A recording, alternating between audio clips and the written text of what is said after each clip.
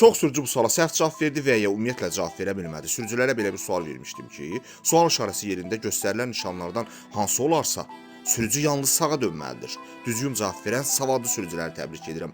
Bəli, 3-cü, 4-cü, 5-ci nişanlar bizi yalnız sağa dönməyə məcbur edəcək. Biz isə hər zamanki kimi şəkilli detallı incələyək. Diqqət edin, yol ayrıcından sonra 3.1 nişanı, yəni giriş qadağandır nişanı, kənardan keçmə istiqaməti nişanı ilə birgə tətbiq edilib. O sarı nişan bizi sağa dönməyə məcbur etmir. Sadəcə kənardan keçmənin, təmirə bağlanmış yol sahəsinin kənardan keçmə istiqamətini göstərir.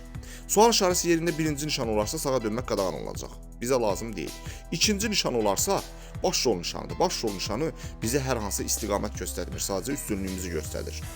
Üçüncü nişan olarsa qırmızı avtomobil sürücüsü yalnız düzünə getməlidir. Çünki bu yol ayrıcında bir kəsişmə yeri var. Savadlı sürücülər bilirlər. Bir kəsişmə yeri var. Kəsişməni düzünə keçmək lazım idi. Keçə bilmirik. Qabaqda müvəqqəti nişan var. Bizə sağa göstərir.